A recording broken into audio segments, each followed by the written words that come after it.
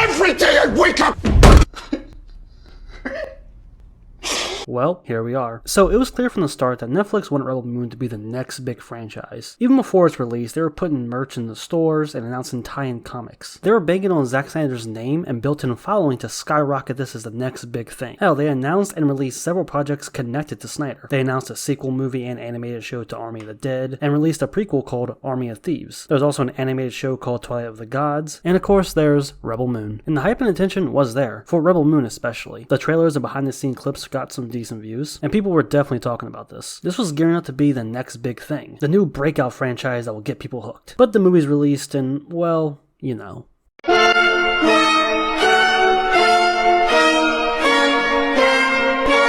Fuck is going on? Yeah, it didn't go as planned. It didn't have the impact they hoped for, or the staying power. And that's because of a few different reasons. The most obvious one being the decision to take these R-rated 3-hour-long movies and make them 2 hours and PG-13. I'll get more into that later on when I talk about the movies. But even still, the movies themselves just have a lot of issues. The point is, they were banking on this being the next big franchise. Something similar to Stranger Things. You know, make a big cultural impact. They wouldn't put this much time, marketing, and tie-in material if they didn't want this to be huge. But that didn't happen, clearly. And things basically went quiet after the movies and tie-in comic released. Even the director's cuts didn't make that much noise before they were just dropped on Netflix. So with it being some time since the director's cuts released, I think it's time to talk about all the stuff related to Rebel Moon. The director's cuts, the tie-in comic, and the novelizations a bit. Just to clear the air and get it out of my system. Not gonna lie, I was disappointed with Rebel Moon Part 2, and because of that, I put off watching the director's cuts for a while. Yes, I've seen some scenes and heard that it was better, but I was just so disappointed that I haven't had the energy to go back. But recently I decided to sit down, lock in, and dive back into the world of Rebel Moon. Just consume and take in everything related to it. And what better place to start than the movies? Let's talk about these director's cuts.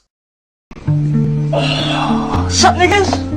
Before I get into the movies themselves, I want to talk about the fact that these director cuts just even exist in general. I feel this was just a really bad approach on Netflix's part, and I don't care what excuse I hear from the people online or from Snyder himself. This decision made no sense. Now there's a clip from Joe Rogan's podcast where Snyder tried to justify it and kind of explain it, and honestly it just seems like Netflix wouldn't let him make the movie unless there were two versions of it. They wanted the PG-13 version that was shorter, and they also wanted the longer R-rated version, which doesn't make any sense on Netflix's part because their top shows and movies are mostly TV-14 and TVMA. When have they really ever held back? I'm just calling it how it is. They wanted their own Snyder cut. They wanted to double dip. There's no two ways about it because it doesn't make any sense. Making PG-13 shorter versions doesn't make sense when you are releasing it on streaming, not in theaters. Which I believe hurt the movies and their chance to really get an audience. Because the general audiences get a nerfed inferior product, so why would they come back for a director's cut? Especially if they didn't really like it. And the fans of Snyder also get an inferior product and have to wait. So no one really wins. If you disagree, that's fine I guess because it doesn't really matter too much anymore because the director cuts are here. So I guess it's just water under the bridge at this point. But first, I want to briefly go over my thoughts of the theatrical versions. I want you to get off with me. Okay. Yeah, it's been a minute since I actually sat down and watched them in full, but I do remember preferring part 1 over part 2. And my biggest issue with part 1 was the lack of world building and depth, and just how quickly the movie moves along in pacing. Like you just hop from location to location to location. Like the whole movie feels like it takes place in like a day. And because of that, you never really feel like you know these characters at all. Yeah, you got some interesting ideas, some pretty decent visuals, and hell, I think the first act or setup isn't that bad at all. But once the adventure actually starts, it just feels a little mundane. But as for part 2, I remember not really enjoying it at all. Overall, I found it to be a pretty lackluster experience. And it fell victim to the trap that a lot of part 1, part 2 movies have, where part 1 is just a whole bunch of setup and build up for the climax, and then part 2 is just a climax stretched out to be 2 hours long. And you definitely feel that in Rebel Moon Part 2. Part 1 is spent introducing characters in the world and seeing different planets, but then part 2, you're back on this farm for 2 hours and they have a montage of like fucking making wheat. Like, come on. Overall, it just felt shallow, lackluster, and just overall a little bit boring. In between both these movies, slow-mo is just completely overused, but in part 2 it's like way worse. And all the interesting things that were introduced in part 1 just never get addressed again in part 2 and just feels so small scale in comparison. So yeah, part 1 I found to be just rather decent but not really as deep as I wanted it to be. And part 2 I found to be really boring and just lackluster. And considering that the director's cuts are both an hour longer on each part, that means that more than likely a lot of my issues with part 1 will be addressed, meaning that we'll get more time with the characters and just spend more time in the world in general. Although as for part 2, I genuinely have no idea how they're going to add an hour onto that. Oh yeah, and if it isn't obvious, I haven't watched the director's cut yet as of recording this part of the video, because I didn't want the director's cut to influence what I thought beforehand. I want to pretty quickly list off my issues with the theatrical version and then go ahead and watch the director's cut. So with that being said, give me like 6-7 hours and I'll get back to you.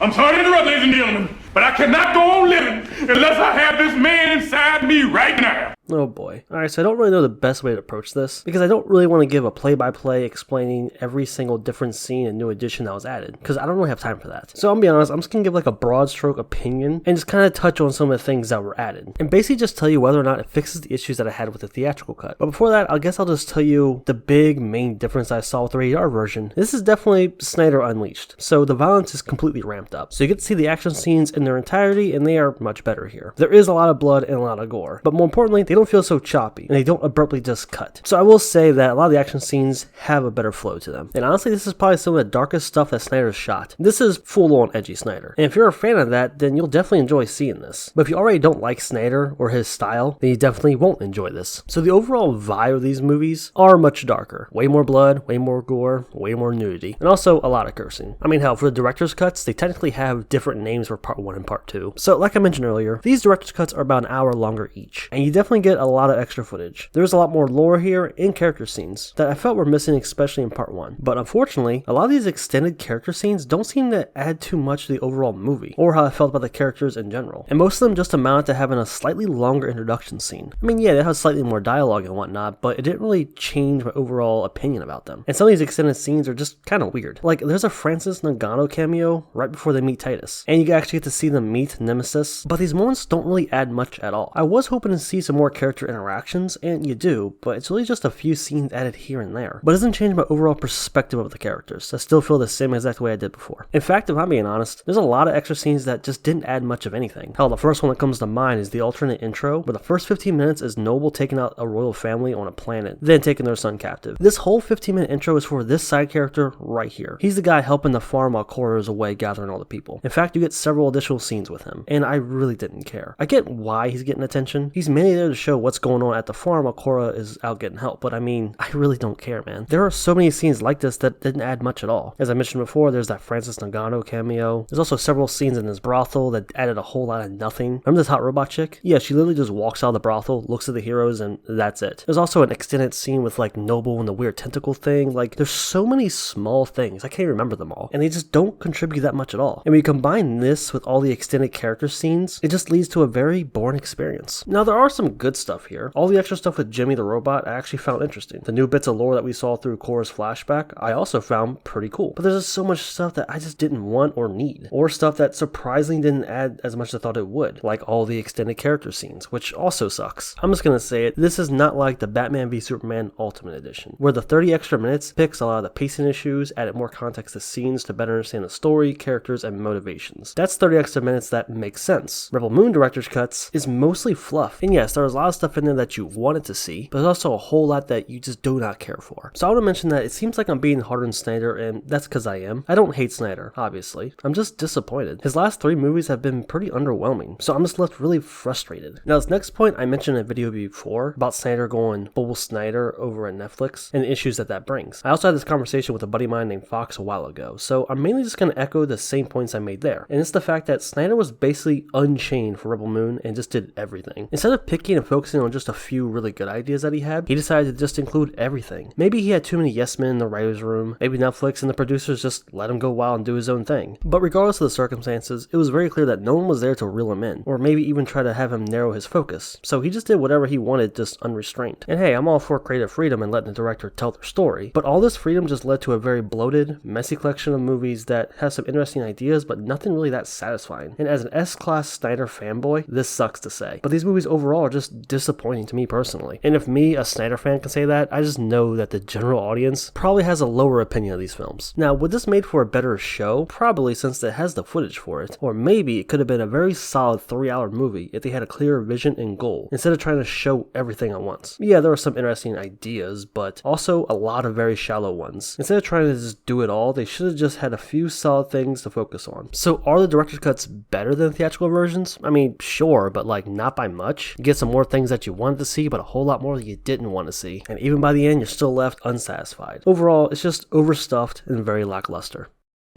I'm so hungry I could eat a grown man's ass right now. Well, with the movies out of the way, I want to talk a little bit about the tie-in comics, House of the Blood Axe. So these were prequel comics that give backstory to the rebels that we see briefly in these movies. Long story short, this whole thing is just to show their beef between them and the Mother World. It was written by Mags, however the hell you say that, and Snyder has a writing credit as well. And the art was done by Clark Bent. This was a 4-issue run published by Titan Comics, with each issue being roughly 30 pages in length. You can actually buy a collection that has all 4 in one, that's 110 pages total, or you could just Google it and read it that way too. But anyway, like I already mentioned, this is a prequel to the movie, and it follows the Blood Axes. And I gotta say, well, it's not that good. To be honest with you guys, I found it to be mostly boring. It's very dialogue heavy with a lot of exposition, but it's not that engaging to read. I mean, it's just really a lot of talking back and forth, and these speech bubbles just get so cluttered. What makes it even worse is that there's actually a made-up language that they speak. So within the same speech bubble, you'll have the written made-up language and then the translation of it. I guess it really wouldn't be that bad. This stuff was actually interesting, but it just isn't. The longer I read, the faster my interest disappeared. Before I knew it, I was just skimming. And apparently I wasn't the only one who felt this way, because even in the very few reviews that do exist online, people found it to be mostly mid and pretty boring. Very lore and exposition heavy, and that's about it. I will say that the art style is very solid. It reminds me a little bit of like Frank Miller's 300 style a bit, but unfortunately the actual story around it is pretty dull, and it didn't take me long at all to not care what was happening with the characters. Though I will give it some credit, because unlike most tie-in comics that could release alongside of a movie, this mini run definitely tried to expand the world and characters. It's just a shame that it's just not that interesting. What also didn't help is that I tried reading this after I watched the director's cuts of the movies, so I was just really burnt out in this whole Rebel Moon universe, which kind of makes me wonder, do people actually really like this Rebel Moon extended universe? I'm not seeing that much interest in it. This comic had a little bit of buzz when they announced it, but right after the movie came out, all interest just kind of seemed to die. And after reading this thing, I can see why it didn't make a splash. Just even on its own merit, it's just not that interesting. So all in all, it's a pretty good looking comic book, but it's just a very boring one. Yeah, so personally, I just wouldn't recommend this, unless you just really love the Rebel Moon universe. Now y'all ain't planning on fucking these chickens, are you?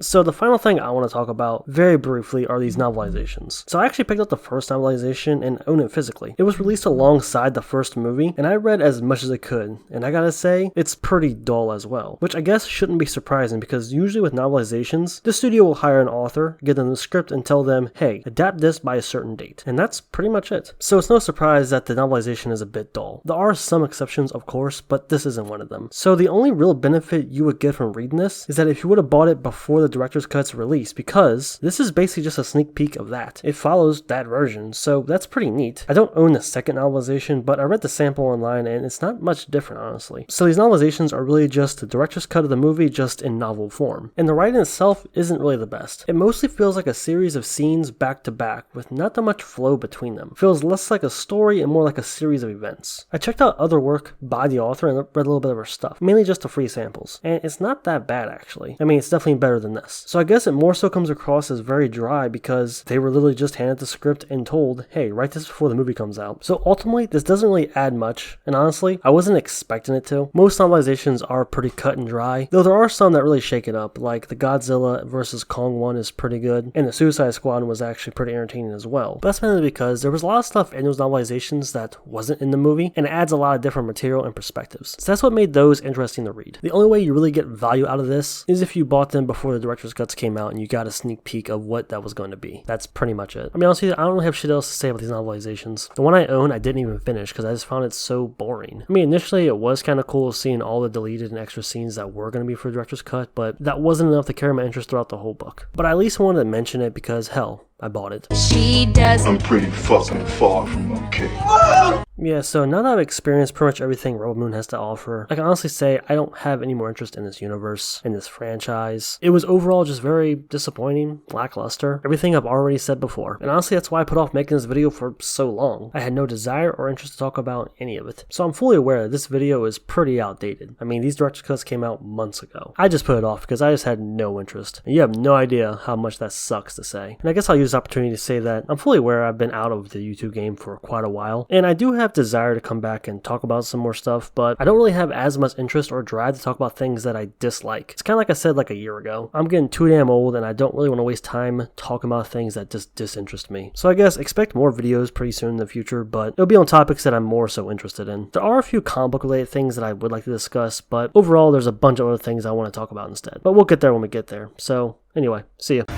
I need fucking hands. Where are hands?